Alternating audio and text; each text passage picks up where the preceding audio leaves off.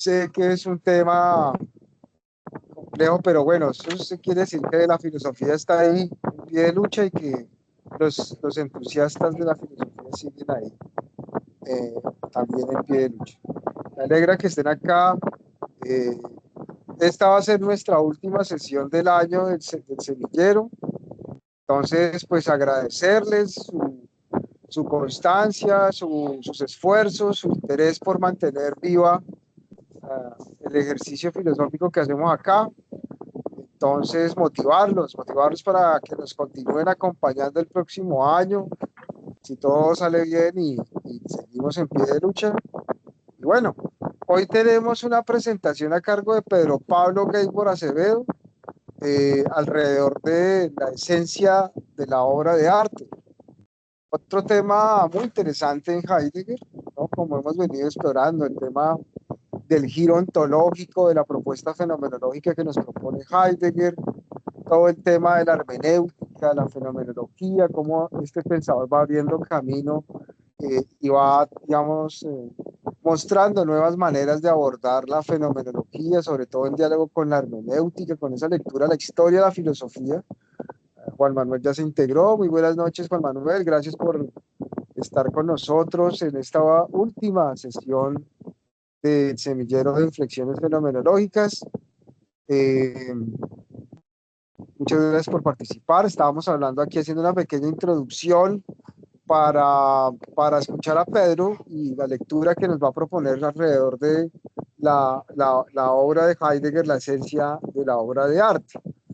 Mm, Entonces, estaba comentando un poco que en estas sesiones que hemos venido abordando el pensamiento filosófico de Heidegger, hemos descubierto algunas pistas interesantes para abordar la historia de la filosofía, cómo él intenta de alguna manera irrumpir en una nueva forma de relatar la historia de la filosofía, de tratar los autores, siempre como rompiendo esquemas, ¿no? Heidegger hace una historia de la filosofía en clave fenomenológica y en clave hermenéutica, cosas que hemos venido descubriendo de él, ¿no? Y que además nos invita a hacer unas reflexiones radicales, ¿no? Alrededor del ser. Entonces, claramente, estos elementos ontológicos que posiblemente estaban en Nietzsche, en la propuesta de Husserl, digamos que los potencia y los desarrolla a un nivel máximo. Entonces, el día de hoy pues, nos va a hablar Pedro sobre el tema de la obra de arte, otro tema muy interesante en Heidegger, ¿no? Eh, no sé si en esta obra es donde se propone el análisis de las botas de Van Gogh. Es muy Sí, interesante. Sí, sí, claro, señor. claro. Sí, señor. Es un- Ese ejemplo es un clásico en la estética, en la filosofía del arte, ¿no? Porque nos muestra el tema justamente de la ontología de la obra de arte y digamos que es un regreso al ser de la obra de arte que de alguna manera discute también con la estética moderna, que de algún modo llegó a un subjetivismo estético. Entonces otra vez Heidegger nos aterriza y nos vuelve un poco a una mirada ontológica de la obra de arte y del objeto arte, ¿no? Las botas del campesino, ¿no? Y todo el significado que eso tiene, lo sencillo, lo simple. Bueno, hay una cantidad de lecturas supremamente interesantes alrededor de esas boticas. Entonces, bueno, muy contento de saber de que estos temas los vamos a abordar para finalizar nuestro semillero en inflexiones fenomenológicas. De nuevo les agradezco seguir acá en sintonía, en la interés de escucharnos, ¿cierto? Porque de alguna manera todo esto es un ejercicio formativo, de formación filosófica que nos va a dar elementos y nos va a hacer un poco más familiar la filosofía, no tan distante, tan ajena, sino más cercana y familiar. Muchas gracias nuevamente y bueno, escuchamos a Pedro. Un abrazo. Hola, bueno, listo. ¿Me están escuchando bien? Eh, Sí, por acá Sí, te señor. escuchamos muy bien. Listo, perfecto. Bueno, buenas noches, gracias. Voy a ser esquemático para que podamos hablar, pues, y compartir ideas, ¿no? Simplemente revisar, pues, las tesis del texto y, y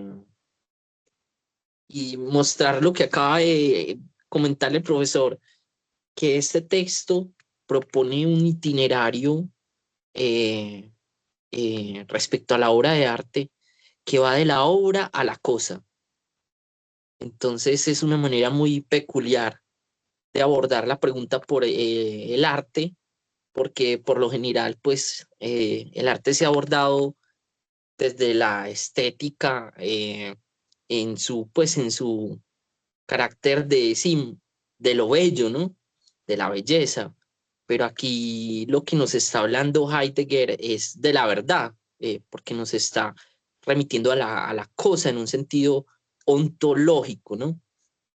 Entonces, podemos empezar hablando aquí de qué es el origen, ¿cierto? ¿Qué es el origen de la obra de arte? El origen es aquello a partir de donde y por lo que una obra de arte es y tal y como es. Eh, Ese origen, Heidegger, como digo, lo va a remitir a la cosa, lo va a estudiar a través de la coseidad, el carácter de cosa de la obra. Esa coseidad está, digamos que sesgada o está determinada de antemano por unas interpretaciones ontológicas históricas de la tradición que nos permean, eh, interpretaciones de la coseidad de la cosa que han reinado a lo largo del pensamiento occidental. Y aquí Heidegger hace un poco una referencia a el gran texto que lo guió al comienzo, un texto de Brentano, que es sobre los múltiples significados del ente según Aristóteles. Eh, el sentido de la cosa que él revisa acá, de alguna manera, remite a los sentidos de la cosa, del ente según Aristóteles. El primero de ellos es directamente el primero que menciona Brentano, que es un katasin bebecos, la cosa ens per accidens, ¿no? La cosa como portadora de características. Eh, Hay otra interpretación de la cosa, eh, simplemente hace un recuento de esas interpretaciones que de antemano sesgan la interpretación de la coseidad de la obra. Eh, la cosa comunidad de sensaciones, esa sería la segunda. Y en tercer lugar, la más importante de todas, la cosa como materia conformada. Pero antes de entrar ahí, decir que estas interpretaciones son, pues, para Heidegger directos atropellos a la esencia de la cosa, y esto nos lleva a buscar superar la comprensión anticipada que impide la meditación sobre el ser de todo ente. Es como a través de este derrumbe de esas interpretaciones naturales y comunes, tradicionales de la cosa. Eh, la cosa como materia conformada es particular porque es el modelo de acuerdo al cual pensamos el ens creatum, el ente creado. Es curioso acá que para Heidegger la materia y la forma no son determinaciones originarias de la coseidad de la cosa. Eh, Sin embargo, este entramado de materia y forma es la base de lo que él llamará el utensilio, ¿sí? Eh, el utensilio tiene su ser en la utilidad y la utilidad está, como digo, referida a esta concepción de la cosa como materia conformada, entendida la utilidad como rasgo fundamental desde el que los entes nos contemplan y se nos presentan. Entonces, eh, digamos que aquí dice, la utilidad, materia y forma habitan como determinaciones del ente en la esencia del utensilio y la combinación forma y materia depende del uso. Por eso es que esto refiere a esta tercera concepción del ente. Entonces, bueno, el utensilio es aquello confeccionado expresamente para su uso y aprovechamiento. Y el modo de ser de este utensilio es, el modo de ser esencial es la fiabilidad. Esto está en el texto de Caminos de Bosque, pues el texto del origen de la obra de arte que está en Caminos de Bosque. Estoy en la página 24. El ser utensilio del utensilio, su fiabilidad, mantiene a todas las cosas reunidas en sí, según su modo y extensión, y su extensión. Sin embargo, la utilidad del utensilio solo es la consecuencia esencial de la fiabilidad. La utilidad del utensilio, el ser utensilio del utensilio reside en su utilidad, y la utilidad a su vez reside en la plenitud de un modo de ser esencial del utensilio que Heidegger llama la fiabilidad. Gracias a la fiabilidad uno se puede abandonar al uso del utensilio, es eso. Hablando pues de cómo determinar el origen de la obra de arte, tenemos que entonces intentar pensar la causalidad sin caer en ninguna de estas concepciones previas. Él va a optar por una concepción, o sea, del ente en tanto que desocultamiento, y esa concepción, digamos, él dice que permanece impensada en el pensamiento griego, y sin embargo uno puede ver que pues Aristóteles tiene una concepción lógica de la verdad, ¿sí? Para Aristóteles la verdad radica en el enunciado. Eso está en De Ánima 3.8. Pero bueno, vamos a ver cómo desarrolla él eso. Empezar simplemente diciendo que la causalidad de la obra a través de la cual vamos a entender, digamos, el utensilio nos va a ayudar a pensar la obra de arte.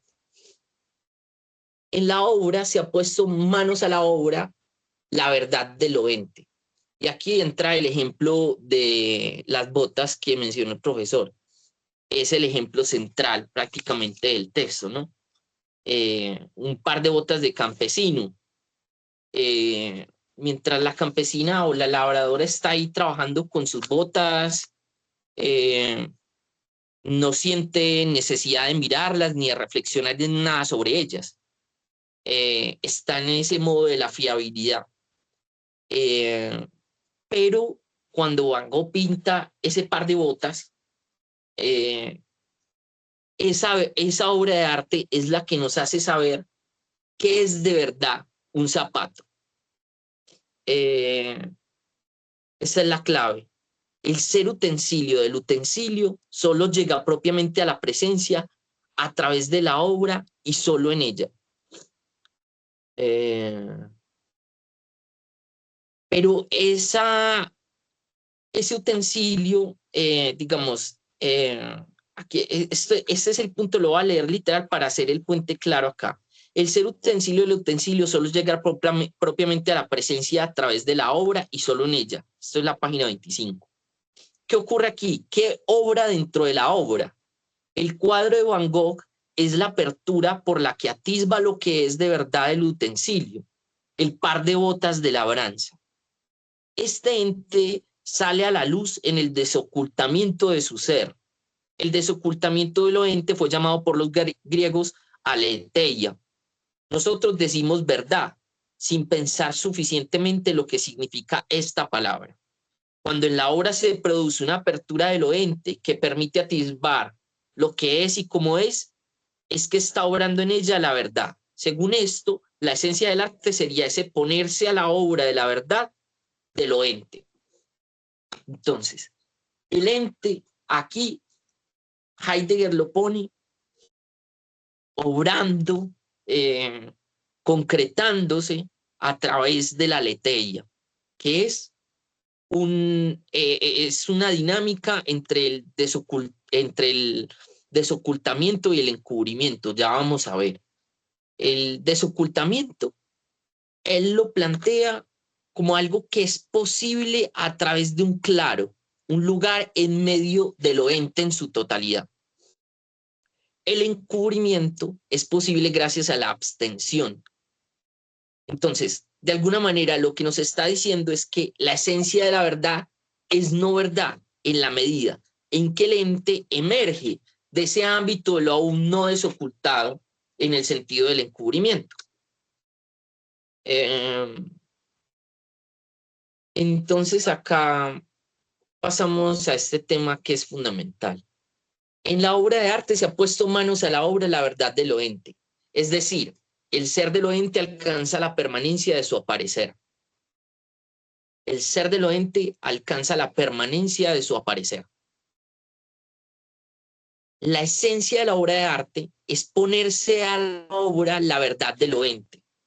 En esa obra de arte aparece el zapato o aparece la vida de Dorian Gray o eh, aparece el jardín de las delicias del Bosco. En esa obra se pone a través de esas obras la verdad de esos entes. Esos entes se desocultan de alguna manera, dejan de ser meros entes o meros utensilios en el modo de la fiabilidad. De manera que el cero de la obra se hace presente en esa apertura de lo verdadero del ente. Eso es lo que caracteriza una obra de arte, que crea una apertura para que se concrete lo verdadero del ente, se dé su aletheia. Esta apertura, Heidegger describe esto como un fenómeno de dos caras, en el que por una parte se abre la tierra, que no es que se abra, sino como que se retrae, o sea, aparece en el juego, pero se retrae. La tierra a la que pertenece esas botas, ese Dorian Gray, entendida como aparición y surgimiento. Básicamente, la tierra es la fisis, aquí, aquello sobre y en lo que el ser humano funda su morada. La tierra, sin embargo, siendo tierra, permanece oculta, retraída en su misterio. El mundo, por otra parte, es más una apertura que concreta apertura, ¿no? El mundo lo acoge como refugio. Aquí está claro con el ejemplo de las botas de la labradora. Este utensilio pertenece a la tierra. Están hechas de cuero, de tela, de pega, y su refugio es el mundo de la labradora. Ese es el refugio. Pero es curioso, miren, el mundo o sea, es donde están las botas, pero a la vez el mundo es lo que abren las botas, porque el mundo es aquello que instala la obra en tanto que obra, lo inobjetivo a lo que estamos sometidos, donde se toman las decisiones más esenciales. Con lo cual, la obra le permite a la tierra ser tierra y la obra mantiene abierto lo abierto del mundo, teniendo dos rasgos esenciales esto. Por una parte, la obra levanta un mundo, la obra abre el mundo, y por otra parte, la obra trae aquí la tierra, la obra se retira en la tierra.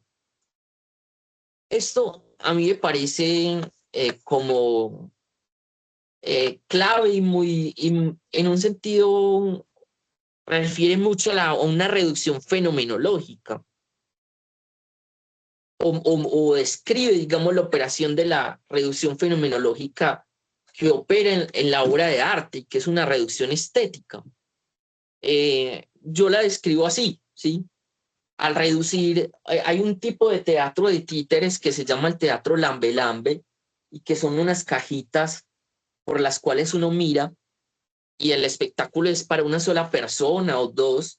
Las personas se ponen unos audífonos y a través de un huequito miran al titiritero, pues, crear su escena allá dentro de la caja. Esa caja parecería un reducto, pues, insignificante si no fuera porque esa caja a través de la cual uno mira, por la que uno tiene que, para la que uno tiene que mirar por un huequito, esa caja abre un mundo y a la vez esa caja trae aquí la tierra. Es decir, eh, eh, de alguna manera la obra se matiza en el mundo, se retira en la tierra. Bueno, esto da, pues, obviamente lugar a un combate entre el mundo y la tierra. Y ese combate es para Heidegger el ser obra de la obra. En ese combate están en juego varios factores eh, significativos, ¿no? El primero, la verdad como desocultamiento de lo ente, que ya vimos. La verdad empieza a ser entendida como una dinámica entre desocultar, ese desocultamiento que es posible un claro en medio de la totalidad de lo ente, y el encubrimiento, que opera gracias a la abstención bajo la forma del encubrimiento como negación o mera disimulación, siendo así que la esencia de la verdad, como dijimos, es no verdad. Eh, También está en juego en esta lucha entre el mundo y la tierra, que caracteriza el ser obra de la obra, está en juego el papel del artista como creador. Aquí no es tan relevante el creador. Por una parte, porque lo creado no tiene que dar testimonio de la capacidad de nadie, ni de ningún maestro, ni buscar o procurar ningún reconocimiento al público, a nadie. Por otra parte, porque lo que para Heidegger importa de la obra de arte es que en ella haya acontecido ese desocultamiento de lo ente. Y por último, eh, no es tan relevante el papel del artista como creador porque la obra de arte es donde el artista no se conoce. Eh, él simplemente sobresale del modo más puro en el ser creación de la obra. Digamos, se realiza del modo más puro. Eh, A ver, también está el papel de los cuidadores, es fundamental acá para describir pues los factores en juego en el combate entre la tierra y el mundo. Se trata de las personas encargadas de cuidar las obras de arte, de transmitirlas, de recrearlas, eh, de asumir relevos generacionales, ¿no? Ya que cuidar la obra es mantenerse en el interior de la apertura del ente acaecida en la obra. El cuidador no está fuera de la obra, sino que está dentro de la apertura del desocultamiento que opera esa obra. Y algo muy curioso es que incluso el olvido es un modo de cuidado para Heidegger. Pasa con esas obras, esos libros olvidados en archivos polvorientos. Bueno, por último, factor fundamental en el combate entre el mundo y la tierra, que caracteriza el ser obra de la obra, es el arte como llegar a ser y acontecer de la verdad, que es diferente a la pregunta que había caracterizado, la pregunta que cuestiona por el arte, y que preguntaba pues por la belleza, ¿no?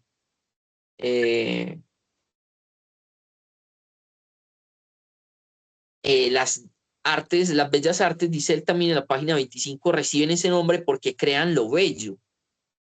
Aquí no es una pregunta acerca de la belleza como ese concepto, no, esa carencia de concepto, esa saturación. No, aquí es el arte como llegar a ser y acontecer de la verdad, ya que la verdad como claro y encubrimiento de lo ente acontece desde el momento en que se poetiza. De manera que todo arte es en esencia poema, en la medida en que, por una parte, el poema es el relato del desocultamiento del ente. En el poema se deja acontecer la llegada de la verdad del ente. El lenguaje es el primero que lleva lo abierto a lo ente en tanto que ente. Y por último, el lenguaje es poema en sentido esencial, porque es desocultamiento de lo ente. Siendo así que la esencia del arte es poema, la esencia del poema es la fundación de la verdad. El proyecto verdaderamente poético es la apertura de aquello en lo que el Dasein ya ha sido arrojado como ser histórico, es decir, la tierra y su mundo. Entonces, acabo acá la presentación para que pasemos a la conversación.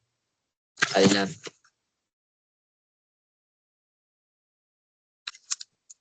Bueno, Pedro, muchísimas gracias por tu presentación. Bastante ilustrativo lo que nos propones. Muchas gracias.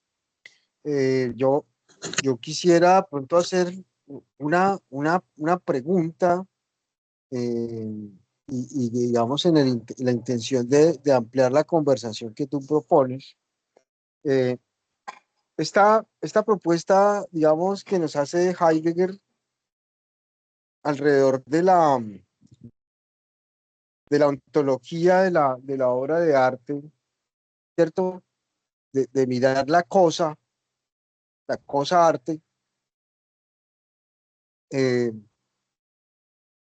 tendría continuidad, digamos, en las vanguardias. Pienso, pienso en un Duchamp, por ejemplo, cuando, ¿qué? Cuando expone, por ejemplo, en un museo un orinal. ¿Sí? Y entonces, digamos que eso creó un cisma ahí entre los críticos,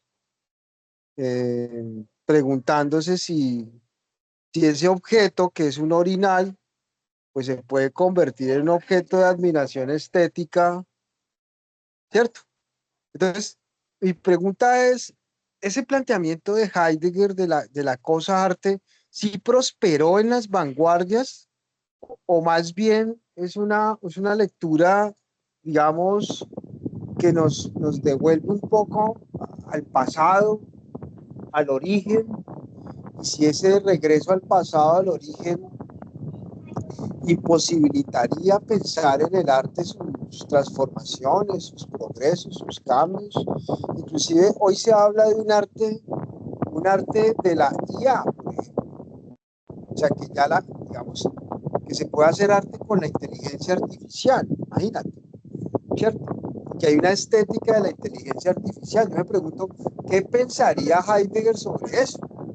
Si eso tendría sentido, si eso podría realmente recuperar una suerte de concepción humanizante del arte o más bien habría una deshumanización del arte. Esa sería como mi pregunta, mi estimado Pedro.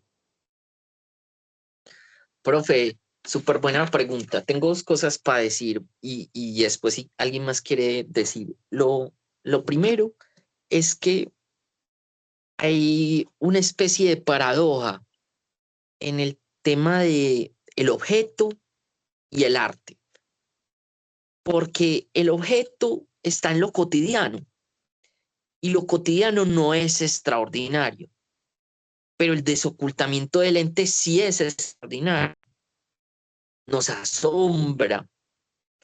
Entonces, en el uso habitual de la cosa, el desocultamiento del ente, ¿sí?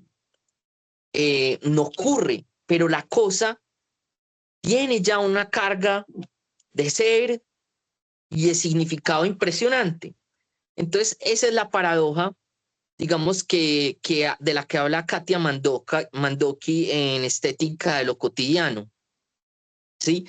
Y también hay otra estética de lo cotidiano, Everyday Aesthetic, no recuerdo la autora, creo que es estadounidense, y que se refiere a que en la medida en que observamos con más atención los objetos cotidianos, se empiezan a tornar extraordinarios, entonces dejan de ser cotidianos. Eh, Eso es lo que dificulta, digamos, abordar de entrada el tema de la cosa. pero respecto al alcance de la cosa en las prácticas artísticas contemporáneas, me parece que es cada vez mayor. O sea, que en lugar de haber empalidecido, eh, se ha fortalecido mucho más. Voy a poner un ejemplo. Yo soy titiritero, yo hago sombras, títeres de sombras, y el trabajo de grado que estoy haciendo acá ya para salir del UNAT es un proyecto de investigación sobre, digamos, una resignificación fenomenológica del cuerpo del títere desde la fenomenología del cuerpo de Merleau-Ponty.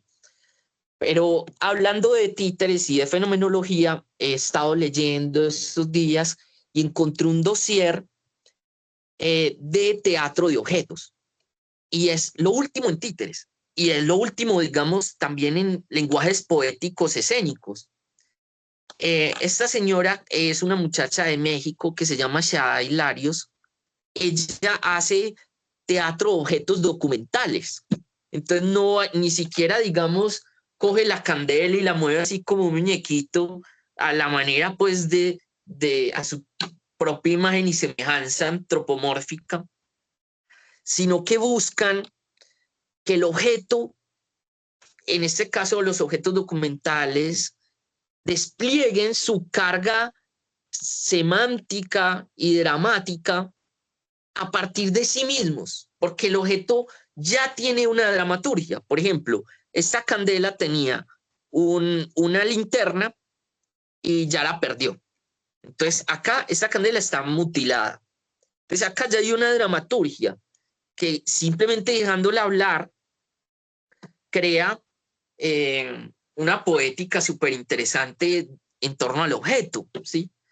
Entonces ella da un ejemplo de uno de sus espectáculos que voy a referir brevemente. Ellos tienen una maleta llena de cartas de amor que son de una pareja de los años 50 o 60, no estoy seguro.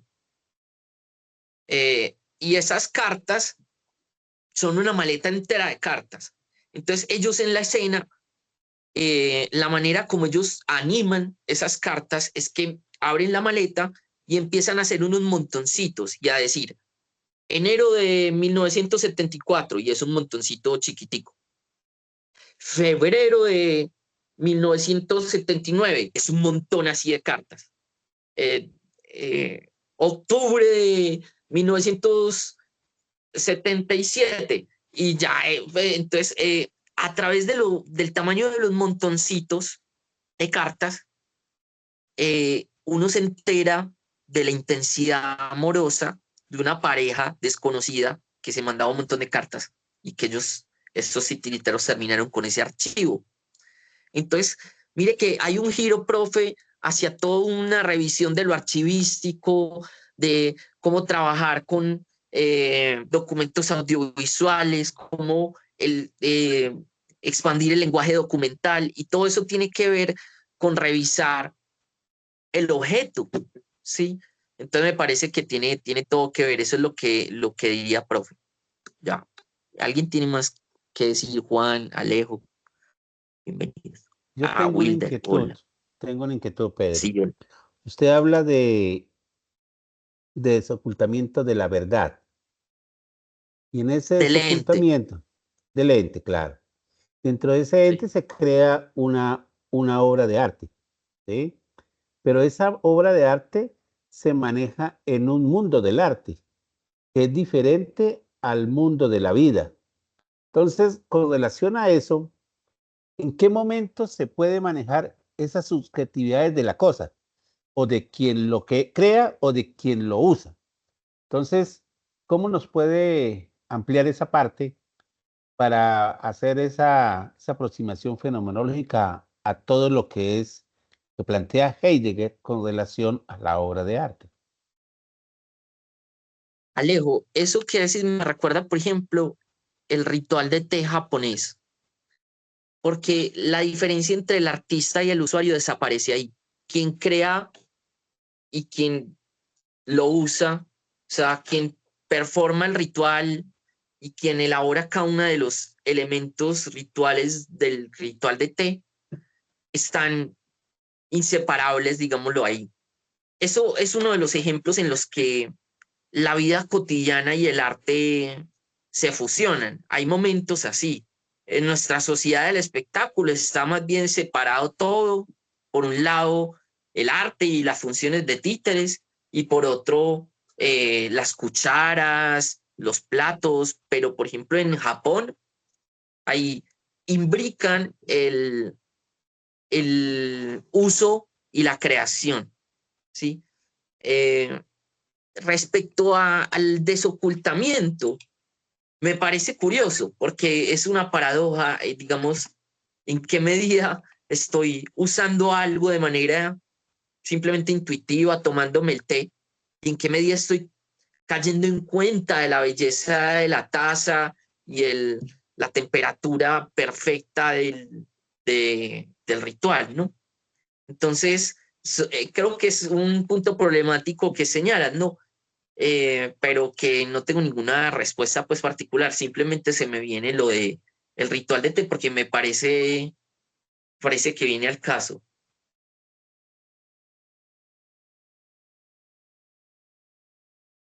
Ya, Gracias.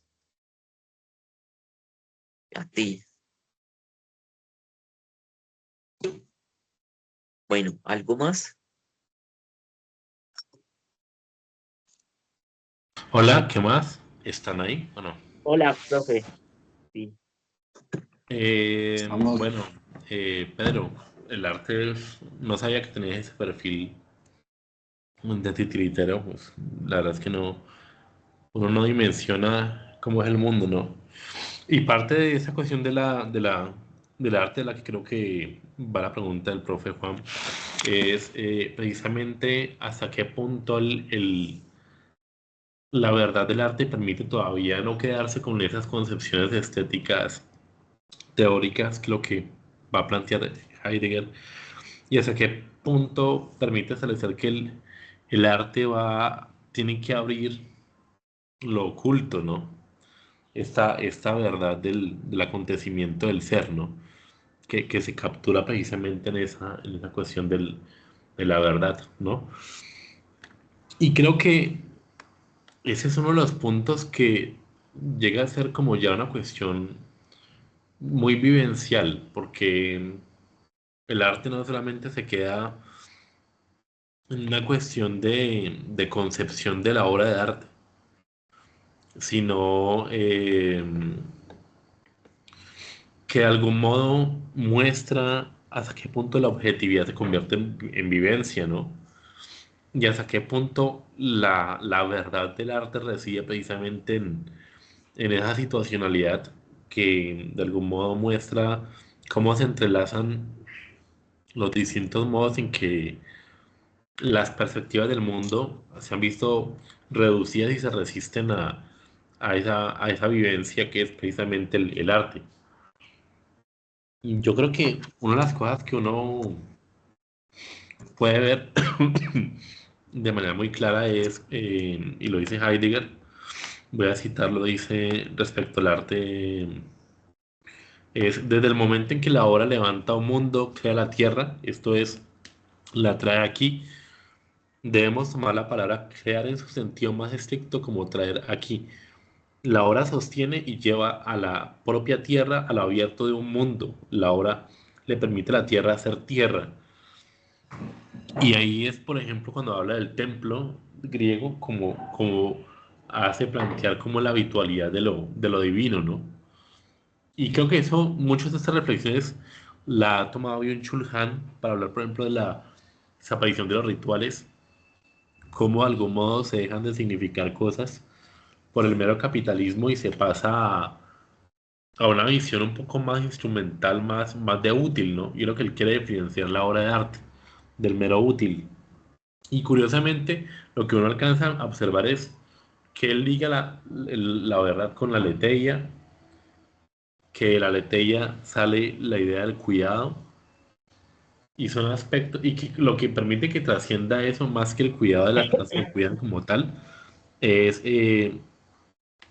lo que implica el arte como algo que acontece, como algo que establece un combate, ¿no? Entonces me acuerdo mucho de una conferencia que daba el profesor Gama, acá en Cali, en la Javariana, Y él decía, el arte siempre está en cuestionamiento, el arte siempre está en poner en duda las estructuras, ¿sí? Entonces, vemos que de algún modo, a lo largo de toda la conferencia, sí hay una preocupación por querer desquitar el sentido del arte o la visión del arte que la liga mucho con la cuestión de la apertura, de lo significativo, de la cuestión de la presencia. Dice Heidegger, finalmente, otra manera de llegar a ser la verdad es el cuestionar del pensador, que nombra el pensar del ser como tal en su cuestionabilidad, a lo que es lo mismo, como digno de ser cuestionado. Frente a esto, la ciencia no es ningún tipo de acontecimiento originario de la verdad, sino siempre la construcción de un ámbito de la verdad, ya abierto por medio de la fundamentación y la aprehensión de aquello que se muestra exacto dentro de un círculo de un modo posible y necesario. Y creo que lo que expones cuando habla precisamente de esa disputa, ¿no? De entre la tierra, que es lo oculto, y el mundo, que es lo significativo y lo abierto, cómo el mundo de algún modo permite reabrir eso oculto que es en la tierra, sí muestra de algún modo una visión que creo que ha caído, ¿no? En esa visión de lo que llaman el señor Villarán, el amparte, ¿no? Puro y duro, ¿no? El simple hecho de decir que es arte y automáticamente a partir de allí. Porque lo que hace es, por ejemplo, el teatro de las sombras tiene su propia aparición de la verdad. Lo que permite es, lo que va a usar Gadamer es eso, ¿no?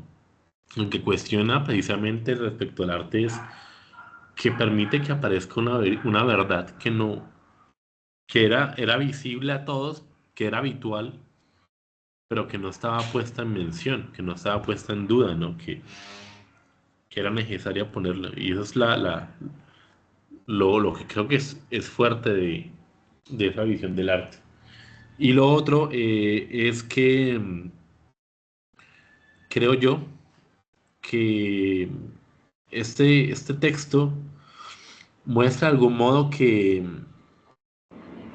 también hay una preocupación por mostrar que inevitablemente él sigue operando bajo esta calidad de metodología fenomenológica en la que lo oculto es, o sea, inevitablemente estamos rodeados de cosas que son la no verdad, que se muestran como verdad, que lo que se encubre, y que a medida que vamos a tener como una, no sé, como interacción, nos damos cuenta del simple hecho de que eso que es habitual se transforma en relaciones de mundo, ¿no? En historias que se abren con mundos, en cómo se fundan verdades y se reconfigura lo dado. Y el arte, por ejemplo, con esa cuestión ese cuestionamiento de los live action que terminan siendo como reproducciones, pero que no exploran de nuevo qué significa como tal esa configuración de la leteia como verdad, ¿no? Es, hay una diferencia entre el live action de Blancanieves de Disney y entre una versión de Pinocho de Benicio del Toro, ¿no? De Guillermo del Toro, que es, uno va viendo unas preocupaciones, unos cuestionamientos, en donde el arte termina siendo, no porque innove, no por la cosa en sí, sino por la capacidad de interpelar a la existencia, ¿no? Creo yo. Y ahí cierro mi comentario. Ah, excelente, excelente, Juan Manuel, gracias. Yo diría algo al respecto de Lamparte, ¿no? Sería que, por ejemplo, en esta obra, que es una banana pegada con una cinta gris en una pared, eh, yo me preguntaría, es que una banana, un banano, aquí pues lo usamos en masculino, eh, pues, o sea, si no tiene que ver mucho, como dices, con desocultar, pero lo inútil, ¿no? O sea, ya no poner en obra esa verdad de lo útil, o sea, que estaba oculto porque estaba en el modo de la fiabilidad, sino poner Lo banal, exacto, lo inútil, ¿sí? Pues como ponerlo en evidencia y ya ni siquiera hay que hacer mucho esfuerzo entonces para, eh, como dices tú, objetivar la vivencia, porque la vivencia está totalmente cosificada y, y pasa totalmente por el nihilismo, pues, de la que nos caracteriza, ¿no? Puro consumismo y cosas así.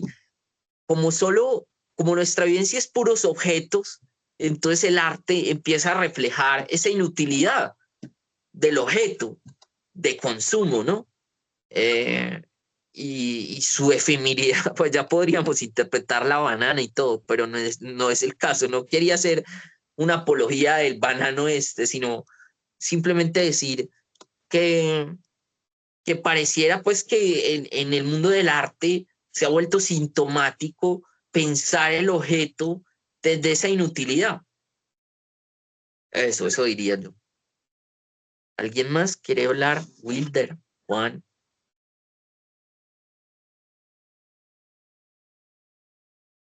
Bueno, ya que... Ah, profesor, ahorita le no, profe. Bueno, primero que nada, pues me disculpo por haber llegado hasta ese momento, pero ya me voy enterando, digamos, del contexto hermenéutico que le están haciendo a esta cuestión, la cuestión heideggeriana del arte. Y bueno, antes de tocar el punto que iba a hablar, ya más contextual con Heidegger, quería comentar algo al respecto lo de la parte que estaban mencionando, me pareció curioso. Y es que sí, pues aparte de que ese tipo de obras destacan es más que todo, digamos, lo banal y aparte de que no se ve como un esfuerzo mayor, sino pues ya se lee, muchos buscarán, pues artistas buscarán darle una argumentación, un concepto a una obra pues que no tenga, no tiene mucho sentido. Por ejemplo, inclusive hay, qué sé yo, obras que tomar una lata de Coca-Cola, aplastarla y eso ya es una obra en sí. Pero entonces vamos a remontarnos, digamos, en la cuestión de qué era el arte, la tecne, la poiesis en la antigüedad para, pues, en ese caso, los griegos, que fueron los que desarrollaron esas palabras. Entonces, ya ahí, digamos, tiene muchas connotaciones. Obviamente, pues Heidegger siempre es a apuntar al desvelamiento en eso, pero también en ese caso se ve de que la poiesis, la técnica en sí o el arte llevaba consigo implícito, aparte de la interioridad humana, la plasmaba, es un plasmar algo del no ser, de lo que está, digamos, inmanifiesto a la manifestación ya tangible, palpable en el plano, en el mundo físico. Aparte de eso, lleva consigo implícita también ciertos patrones armónicos. Por ejemplo, la tecne también está en el arte de la música, la danza, ya la pintura y bueno, la escultura y muchas otras formas de expresión ya humanas. Bueno, las tragedias también, la tragedia griega, ¿no? Entonces, ¿qué se ve ahí en común? Que hay ciertos patrones armónicos, ¿no? Entonces ya podemos remitirnos quizá que a Pitágoras, que era consciente de que había una armonía oculta, también Heráclito, hay una armonía oculta subyacente que de alguna manera el hombre capaz de intuirla, no racionalmente, sino ya transracional, podía plasmarlo en la obra. Entonces, digamos, una pintura tiene de alguna manera unas proporciones, unos patrones que de alguna manera le otorgan una armonía. Lo mismo una escultura, la música no nos va a sonar, no se va a escuchar bella, no se va a percibir armónica, no se va a percibir adecuada, sino sigue también unos patrones que en realidad pues también antiguamente le atribuían a las divinidades, a los dioses, a los cielos, a, por ejemplo, la música de las esferas, ¿no? La cuestión de que los astros emitían ciertas frecuencias, ciertos sonidos, eso ya es algo que desarrollaron tanto filósofos como científicos de la antigüedad y modernos. Pero entonces, en ese punto de vista, ya contrastando con lo que pretende, digamos, el Amparte sacar como lo que es una obra en sí, y le pueden meter pues el argumento que quieran, el contexto o el concepto que quieran. Sin embargo, arte solamente en ese sentido, si se toma desde la antigüedad, sería aquello que sí o sí tenga que seguir ciertos patrones armónicos, como inclusive la danza. Hay ciertos tipos de danzas que siguen ciertos patrones rítmicos eh, armoniosos, que, pues, ¿cómo decirlo? Hasta geométricos, que responden a toda una tradición, ¿no? La espiral y muchas cuestiones así. Eso ya... E inclusive había una danza que trataba de emular el recorrido de Teseo por el laberinto, ¿no? El mito del Minotauro, ¿no? Entonces ya había una tradición implícita en eso, pero con un patrón geométrico, y eso es artístico, ¿no? Una cuestión que lleve esa armonía implícita es arte. Lo demás en sí podría quizá hasta cierto punto, por ser banal, desecharse y simplemente no es arte. Y bueno, esa es la parte que quería decir. Y ya lo siguiente, ya algo más de Heidegger, digamos, en pregunta por la técnica, que fue el que me alcancé a revisar hace tiempo en el inicio de semestre, cita Heidegger a Platón. Ya entonces en el banquete escribe, por ejemplo, aquí lo voy a leer de manera literal, el diálogo, este fragmento de Platón. Entonces, tú sabes que la idea de creación, la palabra es poiesis, es algo múltiple, pues en realidad toda causa que haga pasar cualquier cosa del no ser al ser es creación, o sea, de nuevo poiesis, una forma de arte, ¿no? De suerte que también los trabajos realizados en todas las artes son creaciones y los artífices de estas son todos creadores. Es decir, el artista en sí toma un objeto en bruto, ¿no? Digamos, una materia que está tangible, que está palpable ahí.